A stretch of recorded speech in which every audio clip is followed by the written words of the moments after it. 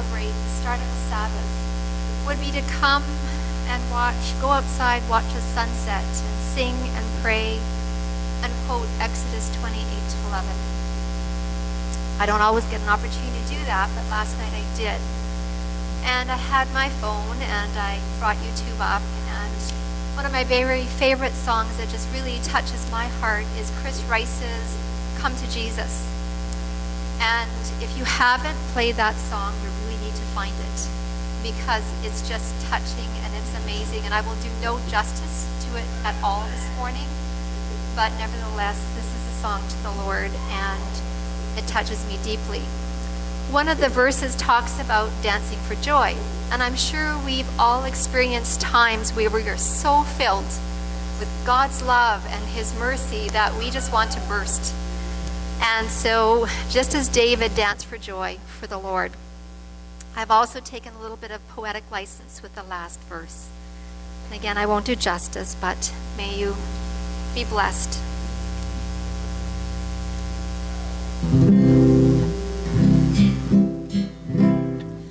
Weak and wounded sinner, lost and left to die, oh, raise your love for Bob is passing by. Come to Jesus, come to Jesus, come to Jesus and live. Now your burden's lifted and carried far away, and precious blood has washed away the stain. So sing to Jesus, sing to Jesus, sing to Jesus and live.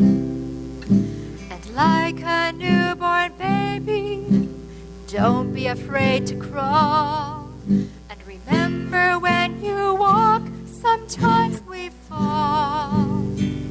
So fall on Jesus, fall on Jesus, fall on Jesus and live. Sometimes the way is lonely and steep and filled with pain.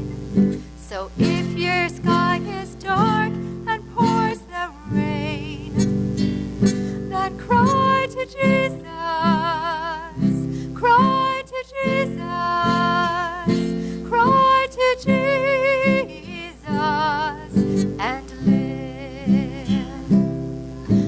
And when the love spills over and music fills the night, and when you can't contain your joy inside, then dance for Jesus, dance for Jesus, dance for Jesus and live.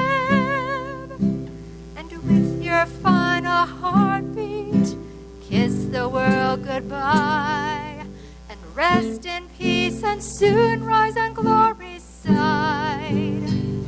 And be with Jesus, be with Jesus, be with Jesus and live.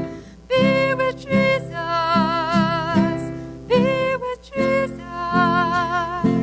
be with Jesus and live.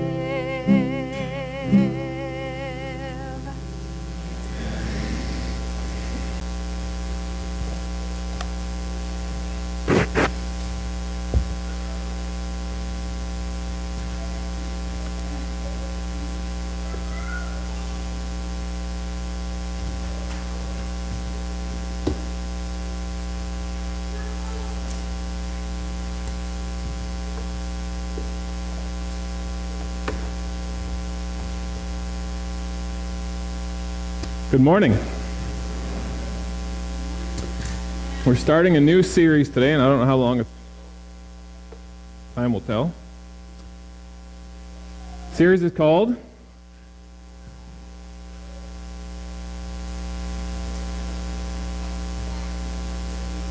Are you ready? Looks kind of ominous, doesn't it?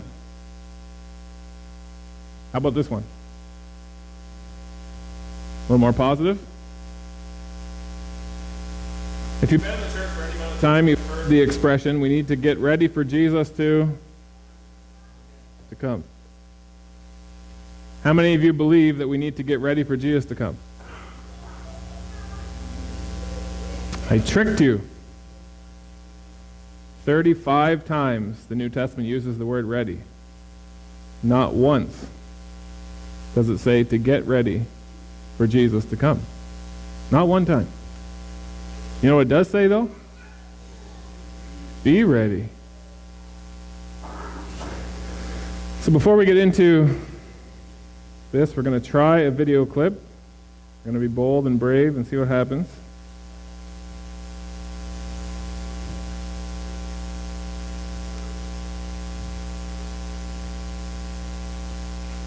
The video clip you're about to see does not harmonize with what we believe the Bible teaches, but it is going to prove a point.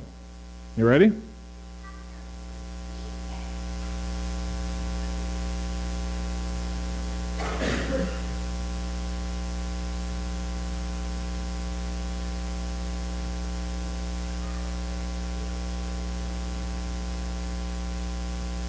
Not going to work.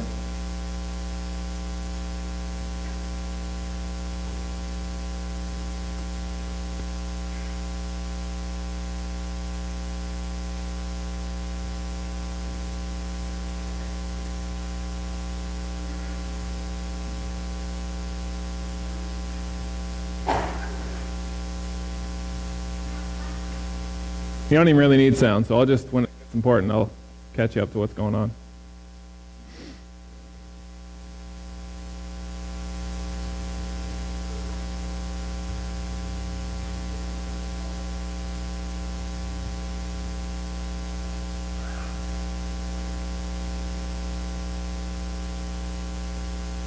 So the world's a mess. Jesus promised, behold, I am coming quickly. And here we have a pastor, and he's preaching that Jesus is coming soon, and we have to get ready. He says Jesus could come this year, he could come this month, he could come this week.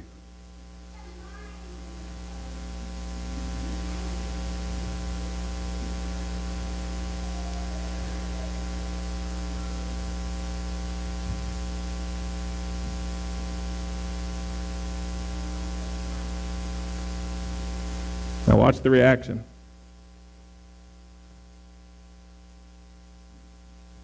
What happened?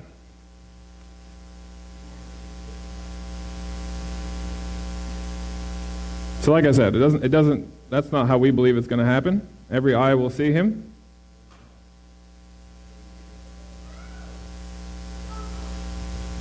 So in that particular belief system, people are just going to disappear. So when the people disappeared, did everybody disappear? No. And what was the reaction of those who didn't disappear? They were despairing because they weren't taken, which means they weren't ready. So the question is, are you ready? Am I ready? The question itself implies that there is a level of readiness.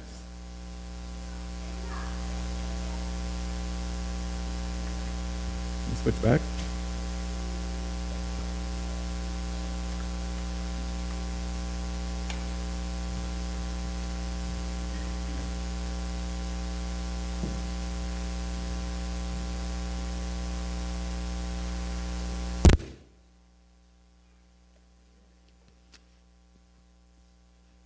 Testing, there we go.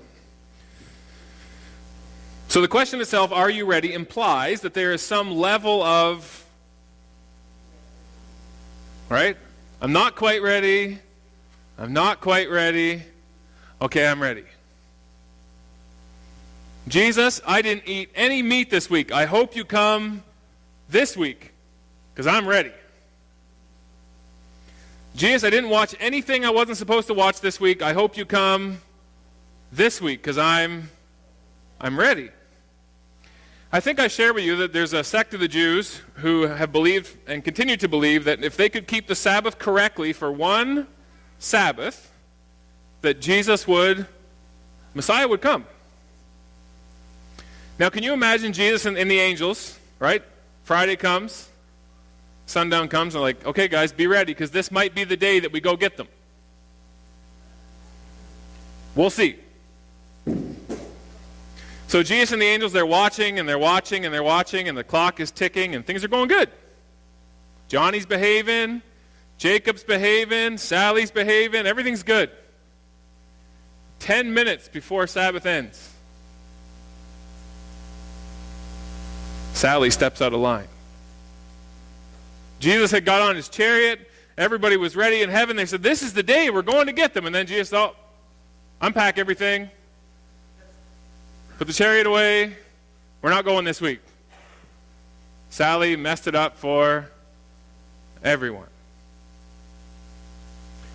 And whatever the belief system we have, where you go jump from religion to religion to religion, even within Adventism, the belief system is that somehow it depends on our level of achievement.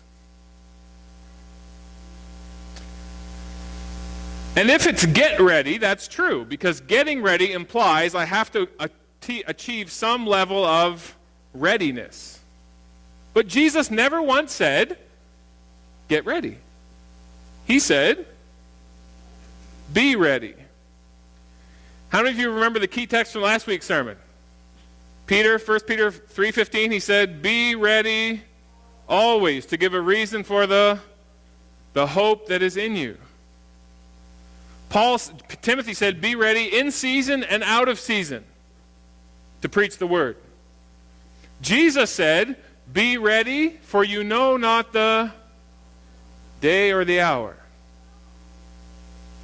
So we're not getting ready for an event. We're living in some kind of constant state of readiness, so that it doesn't matter. Now, I got a hold of one of my former colleagues from Nova Scotia, and he didn't get back to me. He told me this story once, and I was blown away by it, and I wanted to get the details. I didn't get them, so I'm going to tell you the story, the gist of it, okay? So, these explorers were in the South Antarctic area, and there was some kind of a problem that required that a bunch of them stay there because the main ship had broken down or whatever. They had to camp there, and the captain left on a smaller ship, and he said, I will return. Be ready. And the reason he said be ready was because the whole place, the island they were on was encased in ice all the time, and it would break up, and it would come back, and it would break up, and it would come back. And even when he came with the ship, he would have to wait for it to open, and then they would have to get out quickly before it closed. So every morning, the under captain, whatever you call him, he would tell the guys, get your stuff ready in case today's the day. Now, can you imagine getting up every day?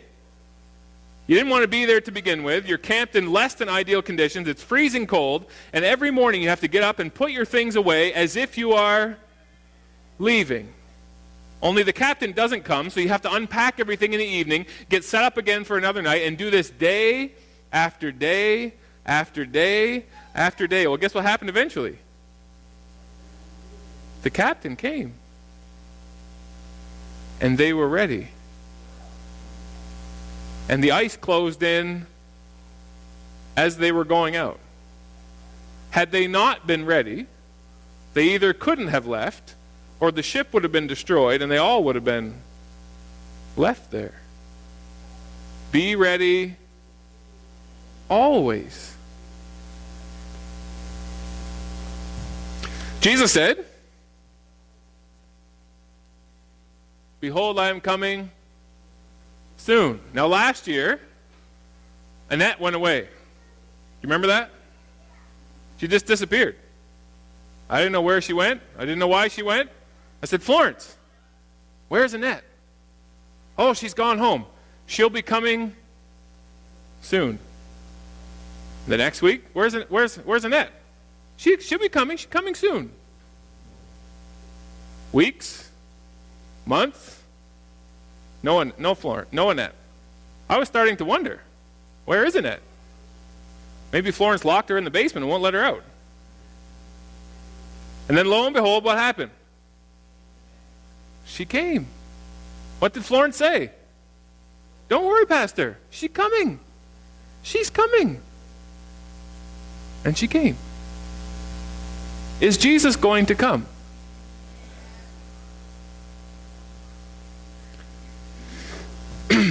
Now, we've seen all kinds of pictures of what that may look like. The truth is, we don't know. No eye has seen, no ear has heard, no mind can conceive of the things that God has prepared for those who love him and are called according to his purpose. We don't know what it looks like. Is he going to come?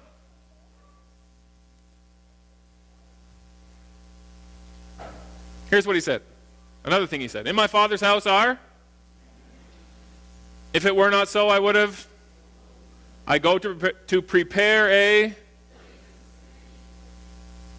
And if I go and prepare a place for you, I will come again and receive you to myself, that where there you may be. Is he coming? When is he coming? Soon. But no man knows the. Therefore, how often? So what does this being ready look like?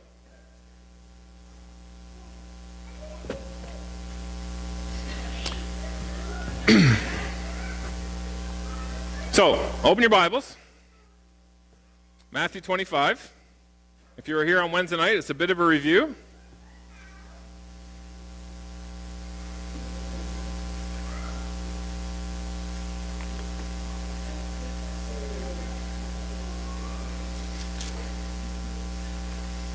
Matthew 25.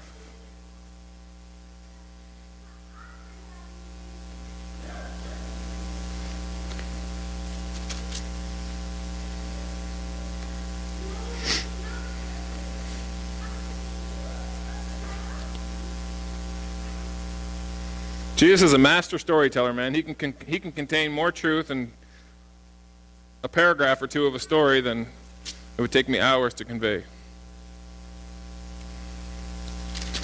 So Matthew 25 begins with the story that Jesus told of the 10 virgins, or the wise and foolish virgins, or whatever you want to call the story. Jesus speaking, verse 1. Then the kingdom of heaven will be likened to 10 virgins. So is the kingdom of heaven 10 virgins? No, it's likened to 10 virgins who took their lamps and they went out to meet the bridegroom. So you're good Bible scholars. What's a lamp represent in the Bible? Thy word is a lamp unto my feet and a light unto my path. So these 10 virgins, they have God's word with them. Now, who are these 10 virgins? Who are they? What do they represent? People, particularly what people? God's people. And they're virgins because they've committed themselves to Jesus, and the wedding has not yet occurred. Therefore, they are virgins. So they have their lamps, they're getting ready to go to the wedding, and who is the bridegroom? Jesus. When is he coming? Soon. Now 5 of them were wise, and 5 of them were foolish. Now some of you are going to give up right here and say, well, I'm foolish, so there's no hope for me. Hang on. 3. Those who were foolish took their lamps. That's a good thing, right? But they took no oil with them. No oil.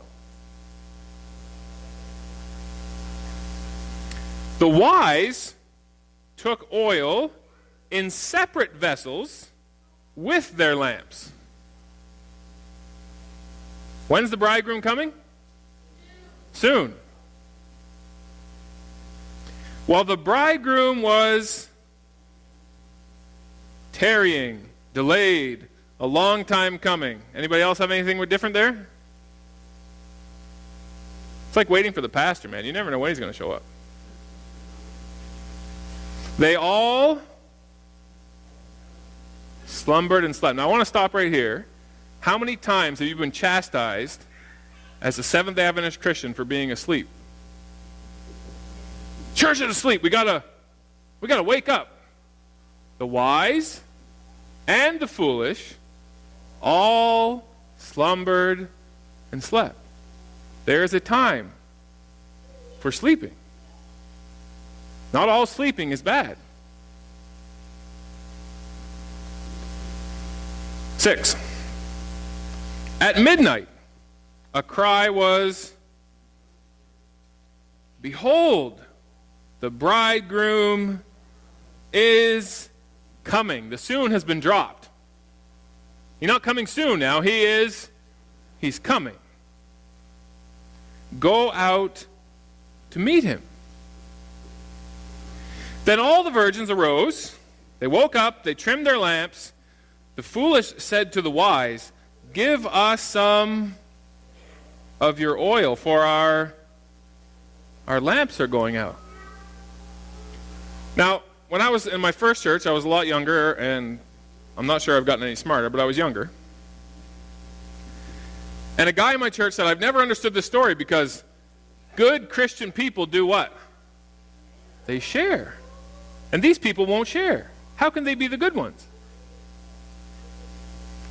So the foolish people say to the wise people, "Please give us some of your oil." But the wise answered and said, "No, lest there should not be enough for us." Well, that's pretty selfish. I got to take care of me first. That's your own problem. While they went to buy, the bridegroom came. Those who were, there it is. They were, how often? Did the wise get ready? Did the foolish get ready? Sure they did. They got their lamps. They put oil in them. They went off to get ready They got ready. They didn't stay ready.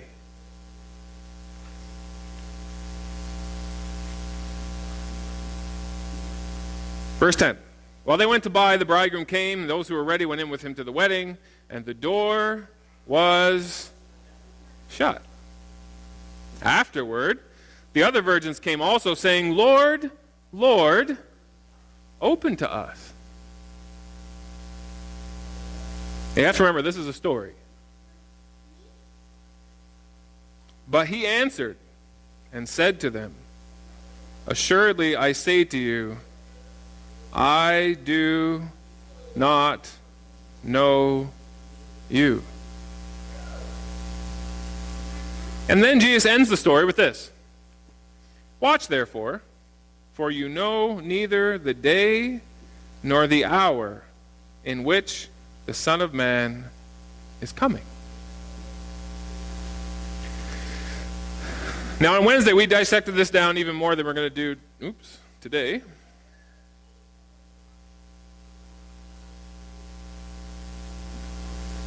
Can't use a computer for a shelf. Bad idea.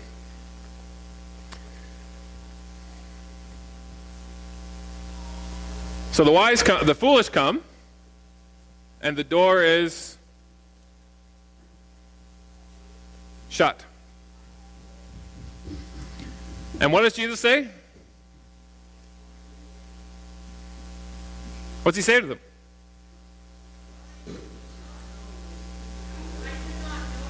I do not know you. Now that's a theological problem for me. You know why? Jesus said himself, him speaking here, and it's him speaking in the other place, he says, "I know every sparrow that falls. Every hair on your head is numbered. And I know for him and me, that's a challenge for him because the number count changes every day. But he says, I know every hair. How could he look anyone in the eye and say, I don't know you? It has to be a different kind of knowing. I'm fairly confident that you could tap anyone on the shoulder on the street in Grand Prairie, and if you asked them and say, do you think that at some point the world's going to end, they would say, probably. And if you asked them how it was going to end, they'd have all kinds of different theories, but I bet you a lot of them would say, I think God's going to end the world. In fact, you may not know this, but the Seventh-day Adventist Church had more of an impact on the world than you think it did. What's our name? Seventh day, Sabbath. Adventist. Jesus is coming soon. Did you know that up until the late 1830s, early 1840s, the Christian faith across the board, Presbyterians, Baptists, whatever, they didn't believe that. They believe you die, you go to heaven or hell, and life just marches on. In fact, Ellen White's parents, they heard the preaching that Jesus was coming soon. They believed it, and their church said, see you later. We don't teach that here. We don't believe that here. But now there are lots of Christian churches who teach, just like we do, that Jesus is coming soon. They may disagree on other things, but they agree on that one. Many of them do.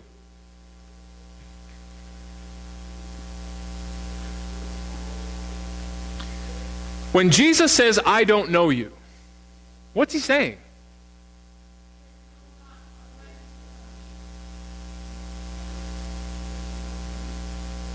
Now, if I ask you the question, do you know me? What's the answer? What's the answer, really? Come on. The answer is yes, and the answer is no. You know me a little bit. Some of you I know a little bit. Some of you I barely know at all. Some of you I know more. Do you know how you know who matters in a person's life? When something special happens and they want to celebrate it, what do? They invite people. Who do they invite? The people that they really know. The people they really know. In fact, when you're having a wedding, what's one of the first things you have to sit down and do? You got to figure out, who are we inviting and who are we not? Who do I know enough that it's important to me that they be there? Now, 5 of them brought extra oil. Why? You better know the answer to why if you want to understand the story. Why would you need extra of anything?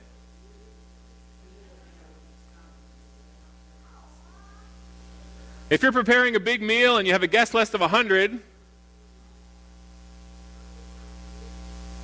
but you know that some of the 100 might bring people with them, you need to make extra.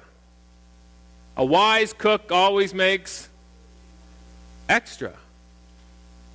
Why did the wise bring extra?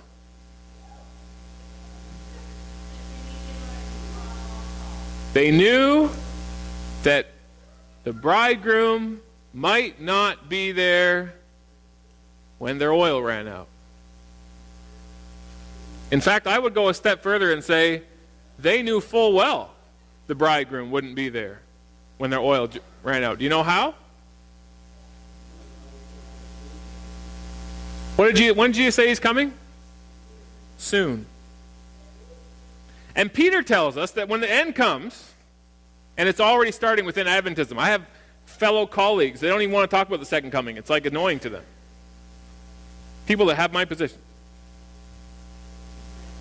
It's annoying to them. It's like, that's old. Like, let's get off of that and get on to important things. Let's talk about what's real and relevant right now. Jesus said, I'm coming soon. And Peter tells us at the end of time, when it gets really close, scoffers are going to come, and they're going to say, he ain't coming. Florence has been going in and out of this church week after week saying, Annette's coming, and she has never come. She is not coming. Get over it. But then Peter goes on to say, but Jesus is not slow. He's not slack. He's not lazy. He's not late. There's a reason why he's not here. A very good reason. He is long suffering. He is not willing that even one should perish, but that all should come to repentance. And those who know him, they know that about him. They know that he bears with people long after we would have quit on them. If you were to have evaluated the disciples on the day that Jesus died, you would have fired every single one of them. So would I. Useless. Jesus didn't quit on them. He is long suffering. So the wise said, I know he said he's coming soon, but I know him. I know him. He's not coming today. He's not coming tomorrow. So you better bring some oil. Now the 5 foolish. Why didn't they bring any extra? They knew there was a party, but they didn't know the bridegroom.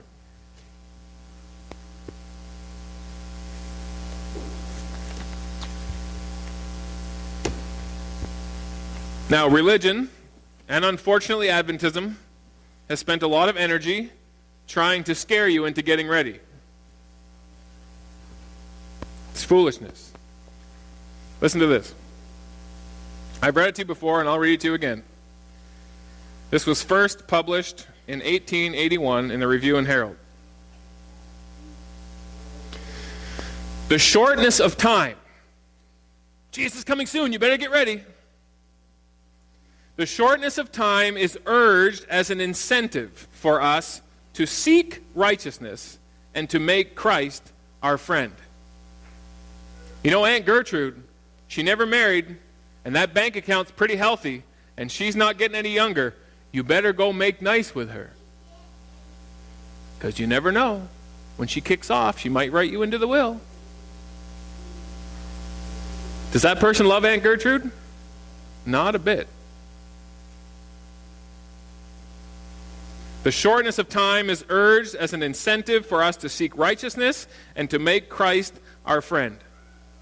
This is not the great motive. It savors of selfishness. Is it necessary, question mark, that the terrors of the day of God be held up before us to compel us through fear to right action? What was that video about? Look at all the terrible things happening in the world. You better get ready. This ought not to be so. Jesus is attractive. He is full of love, mercy, and compassion. He proposes to be our friend, to walk with us through all the rough pathways of our lives. He says to you and I am the Lord your God, walk with me, and I will fill your path with light. Jesus, the majesty of heaven, proposes to elevate to companionship with himself those who come to him with their burdens, their weaknesses, and their cares. Are you catching this? You can be weak, you can be laden down with burdens, and you can be full of cares, and you can be ready. He will make them his dear children. He will give them an inheritance of more value than the empires of kings, more value than the crown of glory, richer than has ever decked the brow of the most exalted earthly monarch. What is it that's of such value that it's worth more than all that stuff? When a child gets in trouble, what did Jesus say? Become as little children. When a child is in trouble, who do they want? Their mom. If mom's not there, then they want dad. Now, mom might not have the expertise to even help with what the problem is, but that doesn't matter. Why do they go to mom? Because of the relationship. This getting ready business is foolishness. Jesus said, be ready. Be my friend today. Be my friend tomorrow. Be my friend always. It's not about some level of achievement. Anyway, that's part one. We're going to go a lot deeper. It's going to get a lot better. But don't get ready. Be ready.